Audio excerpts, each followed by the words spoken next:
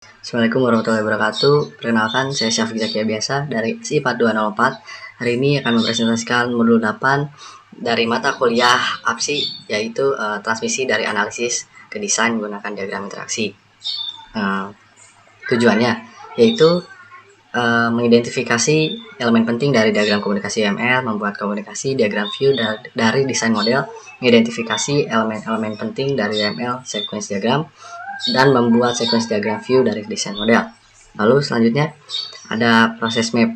Nah, proses map ini itu hari ini kita belajarnya model desain, padahal sebelumnya kita belajar model persyaratan. Oke, lanjut. Jadi model desain ini dibuat dari model persyaratan atau use case dan domain model. Model desain digabungkan dengan model arsitektur untuk menghasilkan model solusi. Nah, ini masih dari bagian yang tadi. Lalu ada dalam desain model itu diagram interaksi. Diagram interaksi UML itu adalah nama kolektif untuk diagram berikut ini. Jadi ada diagram urutan, diagram komunikasi, atau diagram kolaborasi, dan diagram ikhtisar interaksi, kombinasi dari aktivitas dan fragmen diagram urutan. Lalu ada setiap diagram interaksi UML digunakan untuk menunjukkan urutan interaksi yang terjadi antara objek selama satu atau dua skenario use case atau sebuah fragmen dari satu skenario kasus penggunaan. Lalu diagram interaksi UML juga digunakan untuk menunjukkan urutan interaksi yang terjadi antara sistem dan subsistem. Selanjutnya membandingkan analisis dan desain. Jadi analisis ini membantu memodelkan apa yang diketahui tentang proses bisnis yang harus mendukung sistem. Yang pertama digunakan casing, yang kedua itu model domain. Lalu desain itu membantu memodelkan bagaimana sistem akan mendukung proses bisnis. Nah, model desain itu terdiri dari komponen batas atau UI, terus ada komponen layanan dan komponen entitas. Selanjutnya adalah analisis ketahanan. Analisis ketahanan adalah proses yang membantu dalam mengidentifikasi komponen desain yang akan diperlukan dalam model desain. Nah, ini adalah contohnya requirement model itu dijadikan desain model. Lalu input untuk analisis ketahanan ini yaitu kasus penggunaan, skenario use case atau use case tersebut, lalu diagram aktivitas use case jika tersedia untuk use case tersebut. Lalu ada model domain, dan output dari analisisnya itu adalah model desain biasanya ditangkap dan di dalam diagram interaksi UML dengan komponen desain seperti batas, layanan, dan komponen entitas. Nah, selanjutnya kita membahas komponen batas. Kelas batas atau komponen digunakan untuk memodelkan interaksi antara sistem dan aktornya, yaitu pengguna dan sistem eksternal. Terus di sini ada contohnya. Abstraksi layer UI, sensor antarmuka, komunikasi, dan sebagainya. Komponen UI tingkat tinggi, setiap komponen batas harus dikaitkan dengan setidaknya satu aktor. Nah, lalu ada selanjutnya komponen layanan. Kelas komponen layanan atau kontrol layanan mewakili koordinasi, pengurutan, transaksi, dan kontrol objek lainnya, dan sering digunakan untuk merangkum kontrol yang terkait dengan kasus penggunaan tertentu. Dari Jason Booth dan Romberg halaman 185. Nah, ini itu adalah contohnya.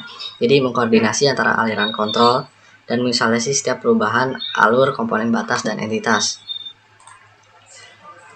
Lalu ada komponen entitas. Jadi kelas entitas atau komponen digunakan untuk memodelkan informasi yang berumur panjang dan sering persisten, sama dari Jacob dan Brumberg halaman 184. Jadi entitas itu biasanya terkait dengan objek domain sebagian kelas besar. Entitas gigi. Entitas dapat memiliki perilaku yang kompleks. Seperti ini ada tambahannya. Terus komponen layanan dan entitas. Komponen entity akan sering memiliki komponen serving yang sesuai. Jadi di sini tuh ada objek layanan sering kontrol objek, entitas yang sesuai, terus layanan juga dapat mendelegasi objek dengan yang lain, layanan lainnya gitu. Oke, selanjutnya komponen batas dan entitas. Komponen batas sering dapat mengambil atribut dari komponen entitas nih. Lalu selanjutnya menjelaskan proses analisis robustness. Jadi yang pertama itu kita harus pilih use case. Terus yang kedua buat diagram komunikasi atau diagram urutan yang memenuhi aktivitas use case. Yang pertama itu ada identifikasi komponen desain yang mendukung kegiatan use case. Yang kedua gambarkan hubungan antara komponen-komponen ini. Yang ketiga itu beri label pada asosiasi dengan pesan. Lalu selanjutnya yang ketiga, konversi diagram komunikasi menjadi diagram sequence atau sebaliknya untuk tampilan alternatif yaitu opsional saja. Lalu selanjutnya mengidentifikasi elemen-elemen diagram komunikasi. Nah, diagram komunikasi memang terdiri dari beberapa elemen ya, seperti ini contohnya. Ada elemen-elemennya. Selanjutnya identifikasi juga. Lalu variasi ini tuh dari variasi komunikasi diagram sebelumnya jadi lebih singkat. Nah, identifikasi elemen komunikasi diagram itu dapat menunjukkan nama pesan, arah panah padat adalah pesan yang sinkron, terus panah terbuka itu adalah pesan sinkron, terus nomor urut yang menggambarkan urutan pesan, terus daftar parameter yang diteruskan ke objek penerima, lalu kondisi penjaga yang menunjukkan pesan bersyarat, lalu yang terakhir parameter pengembalian. Nah, ini adalah langkah membuat diagram komunikasi. Jadi, yang pertama ada tempatkan aktor dalam diagram komunikasi. Lalu, yang kedua menganalisis use case dari diagram aktivitas atau untuk use case. Yang ketiga, untuk setiap tindakan dalam use case itu harus mengidentifikasi dan menambahkan komponen batas, mengidentifikasi, menambahkan komponen layanan, lalu mengidentifikasi dan menambahkan interaksi lebih lanjut, menemukan metode baru, layanan batas, dan komponen entitas. Oke. Selanjutnya adalah langkah 1. Nah, ini yang tadi, letakkan aktor pada diagram. Yang kedua, nih identifikasi komponen. Agen pemesanan membuat permintaan kamar dan melewati tanggal kedatangan dan tanggal keberangkatan, jenis kamar yang diterima nih. Nah, kedua, identifikasi komponen layanan. Objek batas UI reservasi menggunakan objek layanan reservasi untuk melakukan reservasi. Nih. Lalu selanjutnya identifikasi entitas komponen. Metode make di objek layanan reservasi membuat objek entitas reservasi, membuat objek kembali. Lalu tahapnya mengidentifikasi interaksi tambahan. Metode pemeliharaan menggunakan metode Vindrom untuk menemukan kamar dari tipe yang diperlukan. Setelah menemukan dan memilih kamar gratis, jadi kamar gratisnya tidak diperlihatkan.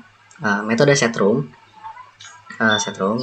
memberikan kamar untuk pemesanan. Harga yang dihitung tidak ditetapkan untuk reservasi. Terus tahap identifikasi metode tambahan. Jadi metode pemeliharaan pada layanan reservasi objek, layanan reservasi mengembalikan objek reservasi ke UI. Reservasi kemudian memanggil metode getDetails reservasi dari objek reservasi yang mengembalikan rincian reservasi ini. Ini kemudian akan diberitahukan kepada agen pemesanan. Nah, ini yang tadi yang kita jelaskan pada PPT. Terus selanjutnya nih adalah contoh diagram komunikasi. Jadi dua diagram komunikasi berikut menunjukkan tampilan reservasi yang lebih rinci, yaitu ada skenario utama dan skenario sekunder. Lalu kamar yang ditawarkan ditolak oleh agen pemesanan. Terus the finer detail has been omitted to reduce complexity. Nah, ini contoh dari yang tadi nih, diagram komunikasi yang tadi. Nah, ini untuk sequence diagramnya yang contoh keduanya. Nah, di sini ada diagram urutan, yaitu memberikan perspektif interaksi yang berbeda antara objek, terus dapat digunakan sebagai pengganti diagram komunikasi, lalu dapat dikonversi juga atau ke diagram komunikasi. Lalu dibuktikan ini tuh lebih berguna bagi pengembang. Sorot urutan waktu interaksi. Terus bagian selanjutnya menjelaskan diagram urutan UML nih.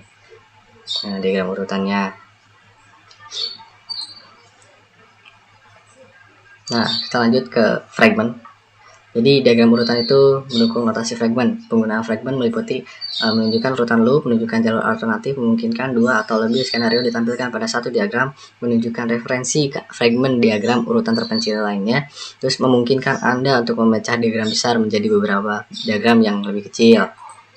Nah, selanjutnya itu contoh fragment. Nah, ini contohnya seperti ini. Terus ada diagram urutan. 3 diagram urutan berikut menunjukkan tampilan yang lebih rinci dari Great Reservation yang tadi sebelumnya. Yang pertama adalah skenario primer dan skenario sekunder dalam satu diagram menggunakan fragment alt. Jadi skenario sekunder di mana kamar yang ditawarkan ditolak agen pemesanan. Terus diagram urutan fragment yang menampilkan detail halus untuk fragment get reservation details dan termasuk fragment loop. Jadi detail yang lebih halus setelah disembunyikan ke dalam fragment. Nah, ini contohnya. Contoh dari penjelasan sebelumnya. Ini contoh urutan kedua juga. Ini bisa dibaca. Nah, contoh urutan ketiga, dan ini ringkasannya. Diagram interaksi digunakan untuk mengidentifikasi komponen desain yang memenuhi kasus penggunaan. Terus interaksi objek dapat divisualisasikan dengan UML. Jadi di visualisasikan UML itu ada diagram komunikasi dan diagram urutan. Baik, sekian mungkin dari saya. Terima kasih.